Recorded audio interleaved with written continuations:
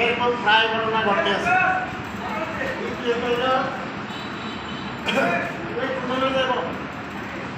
আসলাম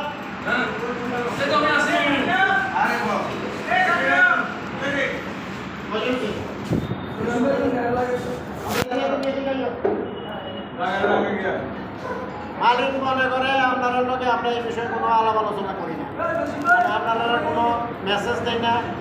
এই মালিকের যে সম্পদ চালাইতেছে কদিন পরে পরে দুর্ঘটনা ঘটে বা যাই হোক, মানে মালিকের বিশাল অঙ্কের টাকা এই সার্ভিস করতে যাই আপনারা ফালতে যাই মালিকের সম্পদও নষ্ট হইতেছে, মালিকের টাকাও নষ্ট হইতেছে। আবার পাশাপাশি মামলাও মালিকও হাজিরা দেওয়া লাগে, ড্রাইভারও হাজিরা দেওয়া লাগে। এবার গাড়ি চালাইতে যায় স্টাফের গুলো, স্টাফ অনেক সময় ড্রাইভার উত্তেজিত করে। আমার কথা কিন্তু রাগ নিয়েন না, অনেক সময় স্টাফ কারেন এটারে, ঠিক আছে কি অনেক সময় যাত্রী ড্রাইভাররে মাথার ভিতরে ইয়া করে, আঘাত করে, প্যারা দিয়ে দেয় যে এই কি ড্রাইভার নতুন আছেন না ড্রাইভার করতে আসছেন, আস্তে ধীরে গাড়ি চালাচ্ছে। এটা করলে কিন্তু মালিকের সম্পদ নষ্ট হচ্ছে না, আপনারা শরীরের অংশ ভুলটা ভরে যেতে হবে। প্রশ্ন হইল সম্পদ বাঁচানোর লেগে। আর এখন যে আইন ড্রাইভারের তো সহজে যাবি না, কিছু ড্রাইভার অনেক টাকা খরচ করে মালিকে বার করে আছে, মানে হিসাবের থেকে বাইরে 2 লাখ 3 লাখ টাকা খরচ করে। এগুলো সবসময় সম্ভব 2 লাখ 3 লাখ টাকা খরচ করে একটা ড্রাইভারের যাবে না নন, এই জিনিসটা কি সবসময় সম্ভব হইব না। কত এক আধ বার দোষের সহিত মালিকও করে নেব, তো একটা সময় দেখা যাবে যে আমি পারতাম না, একটা সুটা লাখ মালিকে বার করে নেব, ড্রাইভার জেলে বসতে থাকবে। সম্পদ নষ্ট হয়েছে, সম্পদ ঠিক করে নেব। যারা ঈদের আগে ফয়সাল একটা বড় দুর্ঘটনা ঘটাই গেছে, সম্পদ নষ্ট হয়েছে কার? মালিকের। মালিক টাকা দিয়ে থেকে বার করছে, 1 লাখ টাকা দিচ্ছে, হ্যাঁ 20,000 টাকা দিচ্ছে ওইটা ইয়েতে, আর 50,000 টাকা লাগছে, 1,70,000 টাকা লাগছে, তো আদার্স খরচ গাড়ির খবর ছাড়া।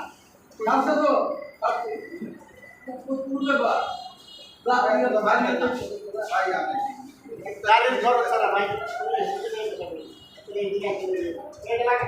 তোমরা তো কাম নাই, তোমরা নাই দিচ্ছে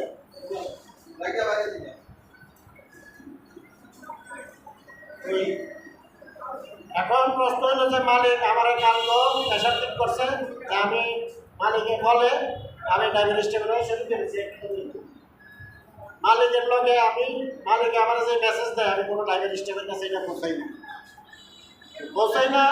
আপনার লগে এই বিষয়ে আমি বহুবার বহুদিন বহু সময় আলোচনা করছি কিনা, যারা নতুন আছেন তারা জানতেন না, বাকি যারা পুরান আছেন তারা লগে কন্টিনিউ আমি এই বিষয়ে আলাপ করি কিনা, এটা কি সত্য না মিথ্যা। এই ঘটনার পরে যেন আপনার ফয়সাল যে দুর্ঘটনা ঘটাইছে, দুর্ঘটনা ঘটানোর আগে দিয়া ফয়সাল 1.5 মাস আগে মালিক হচ্ছে স্ট্রোক না, মানে প্রেশার হাই হয়ে গেছে। হাই হয়ে যাওয়ার পরে দিয়ে আমি আগে বলে আগে প্রেশার মাপতো, প্রেশার মাপতে দেয় অতিরিক্ত প্রেশার হওয়ার পরে দিয়া ফসলরা আমি বললাম যে তুমি ওষুধ খাইয়া আগে বিশ্রাম করো।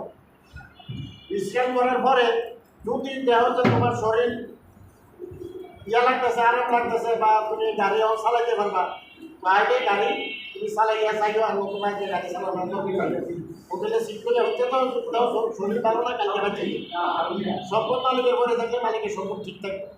উত্তেজিত হয়ে গাড়ি চালাইলে যে কোনো সময় একটা ঘটনা ঘটতে থাকতে পারে, এতে তোমারও ক্ষতি হতো, মালিকেরও ক্ষতি হতো, যাত্রীরও ক্ষতি হতো।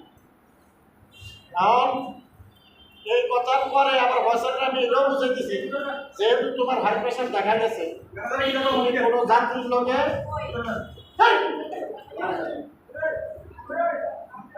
যেহেতু তোমার হাই প্রেশার হয়ে গেছে, কোনো যাত্রীর লোকে কোনো সময় উত্তেজিত হয়ে কথা বলবে না।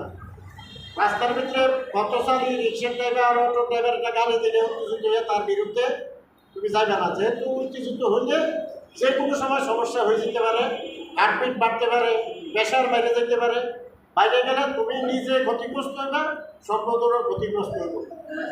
এটি হলো ডাক্তারি লাইনের কথা। তো আমি ফসল কিন্তু এইভাবে বুঝে দিচ্ছি, কোনো সময় উত্তেজিত হইবা না, ভালো লাগছে না, ইয়ে দরকার 2 ঘন্টা চিনিবা, 5 ঘন্টা চিনিবা। শুধু ফসলের বেলায় না, সব ড্রাইভারের বেলায় একই অপিনিয়ন যে তোমরা এইভাবে গাড়ি চালাইবে। মালিকের যেহেতু গাড়ি বেশি, আমরা শ্রমিকও বেশি, সব শ্রমিককে তো আর এক পাল্লা তুলে রাখা যায় না। এর ভিতরে বাচ্চাকে বাচ্চা এটার ভিতরে এরকম আছে যে 10 জনের বলছি 5 জন মানছে, 5 জন তো কথাটা সঠিকভাবে মানে না। না মানার কারণে এক সময় একটা ঘটনা ঘটিয়ে দেখতেছে। ঘটার কারণে কালকে মালিক এই আমার খুব ফোর্স করছে যে তোমরা যেসব দায়িত্ব দিছি তোমরা এই দায়িত্ব কেউ পালন করো না, ড্রাইভার স্টাফের লোক কথা করো না, তার লগে সমন্বয় করো না, কাউন্সিলিং করো না, যার কারণে তারা সেমনি কিছু এমনি গাড়ি চালাইতেছে, আমার সম্পদ নষ্ট করতেছে, মানুষের গতি হইতেছে, যাত্রী গতি হইতেছে, সার্ভিসের কথা হইতেছে, ইভেন তারাও ক্ষতিগ্রস্ত হইতেছে। এখন থেকে তুমি তারা লইয়া প্রতি সপ্তাহে কাউন্সিলিং করবা। এরপরে কাউন্সিলিংয়ের পরে যেই সমস্ত স্টাফ, ড্রাইভার, হেল্পার যারা আছে কথার অবাধ্য হবে তাদেরকে আমি আমার আর সার্ভিসে রাখছি, যত পুরান ড্রাইভারে হোক তারে আর আমরা সার্ভিসে রাখবো।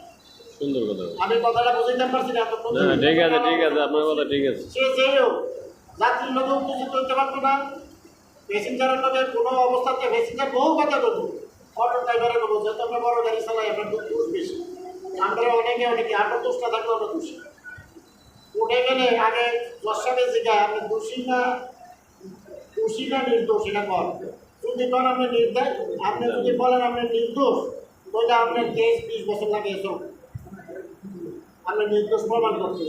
আর যদি করেন আমি দোষী তাহলে 3 দিন 3 মাস 3 বছরের ভিতরে আপনার কেসটা মামলাটা নিষ্পত্তি হয়ে যেতে পারে।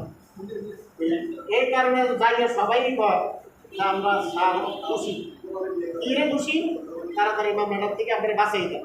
এবার 3 মাস সাজা দেন, 3 মাস দেন, 3 বছর দেন, 3 ঘন্টা দেন, যাই দেন নগদ দিয়ে আমরা এটা থেকে মুক্তি করেন। না হলে মাসের 2 বার হাজিরা দিতে দিতে যাকে শেষে হয় কর্মবারে নষ্ট হয়।